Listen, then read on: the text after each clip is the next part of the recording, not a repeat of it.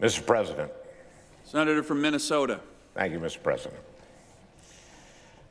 A couple months ago, I felt that we had entered an important moment in the history of this country. We were finally beginning to listen to women about the ways in which men's actions affect them. The moment was long overdue. I was excited for that conversation and hopeful that it would result in real change that made life better for women all across the country and in every part of our society. Then the conversation turned to me. Over the last few weeks, a number of women have come forward to talk about how they felt my actions had affected them. I was shocked. I was upset. But in responding to their claims, I also wanted to be respectful of that broader conversation, because all women deserve to be heard and their experiences taken seriously. I think that was the right thing to do. I also think it gave some people the false impression that I was admitting to doing things that, in fact, I haven't done. Some of the allegations against me are simply not true. Others I remember very differently. I said at the outset that the Ethics Committee was the right venue for these allegations to be heard and investigated and evaluated on their merits, that I was prepared to cooperate fully, and that I was confident in the outcome. You know, an important part of the conversation we've been having the last few months has been about how men abuse their power and privilege to hurt women. I am proud that during my time in the Senate, I have used my power to be a champion of women, and that I have earned a reputation as someone who respects the women I work alongside every day. I know there's been a very different picture of me painted over the last few weeks, but I know who I really am. Serving in the United States Senate has been the great honor of my life. I know in my heart that nothing I have done as a senator, nothing, has brought this honor on this institution. And I am confident that the Ethics Committee would agree. Nevertheless, today I am announcing that in the coming weeks, I will be resigning as a member of the United States Senate. I, of all people, am aware that there is some irony in the fact that I am leaving while a man who has bragged on tape about his history of sexual assault sits in the Oval Office, and a man who has repeatedly preyed on young girls campaigns for the Senate with the full support of his party. But this decision is not about me. It's about the people of Minnesota. It's become clear that I can't both pursue the Ethics Committee process and at the same time remain an effective senator for them. Let me be clear. I may be resigning my seat, but I am not giving up my voice. I will continue to stand up for the things I believe in as a citizen and as an activist.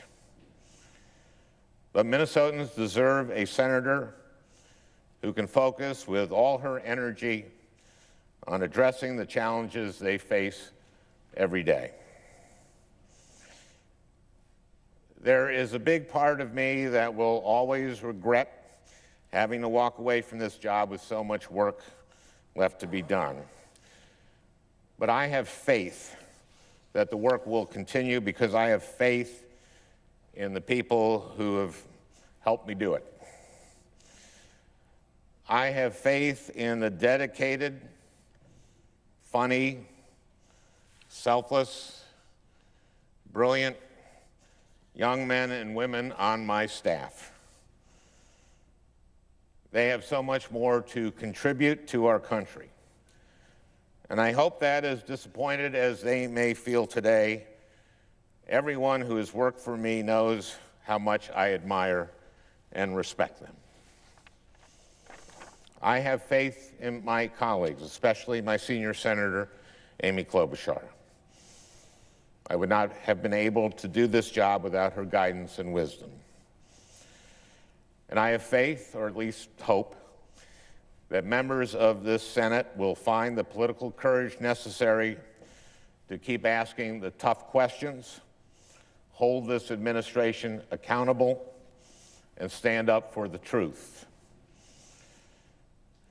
I have faith in the activists who organized to help me win my first campaign and who have kept on organizing to help fight for the people who needed us, kids facing bullying, seniors worried about the price of prescription drugs, Native Americans who have been overlooked for far too long, working people who have been taking it on the chin for a generation, everyone in the middle class, and everyone aspiring to join it. I have faith in the proud legacy of progressive advocacy that I have had the privilege to be a part of. I think I've probably repeated these words 10,000 times over the years. Paul Wellstone's famous quote, "The future belongs to those who are passionate and work hard." It's still true. It will always be true. And most of all, I have faith in Minnesota. A big part of this job is going around the state and listening to what people need from Washington. But more often than not, when I'm home, I am blown away by how much Minnesota has to offer the entire country and the entire world.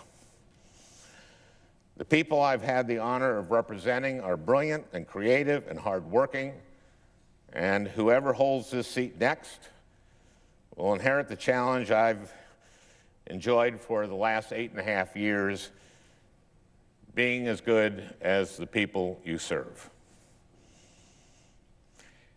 This has been a tough few weeks for me, but I am a very, very lucky man. I have a beautiful, healthy family that I love and that loves me very much. I'm going to be just fine. I'd just like to end with one last thing. I did not grow up wanting to be a politician. I came to this relatively late in life. I had to learn a lot on the fly. It wasn't easy and it wasn't always fun. And I'm not just talking about today. This is a hard thing to do with your life. There are a lot of long hours and late nights and hard lessons. And there is no guarantee that all your work and sacrifice will ever pay off. I won my first election by 312 votes. Could have easily gone the other way. And even when you win, progress is far from inevitable. Paul Wellstone spent his whole life working for mental health parity, and it didn't pass until 6 years after Paul died. This year, a lot of people who didn't grow up imagining that they'd ever get involved in politics have done just that. They've their first protest march or made their first call to a member of Congress, or maybe even taken the leap and put their names on a ballot for the first time. It can be such a rush to look around a room full of people ready to fight alongside you, to feel that energy, to imagine that better things are possible. But you too will experience setbacks and defeats and disappointments. There will be days when you will wonder whether it's worth it. What I want you to know is that even today, even on the worst day of my political life, I feel like it's all been worth it. Politics, Paul Wellstone told us, is about the improvement of people's lives. I know that the work I've been able to do has improved people's lives. I would do it all over again in a heartbeat. For a decade now, every time I would get tired or discouraged or frustrated, I would think about the people I was doing this for and would get me back up on my feet. I know the same will be true for everyone who decides to pursue a politics that is about improving people's lives. And I hope you know that I will be fighting alongside you every step of the way. With that, Mr. President, I yield the floor.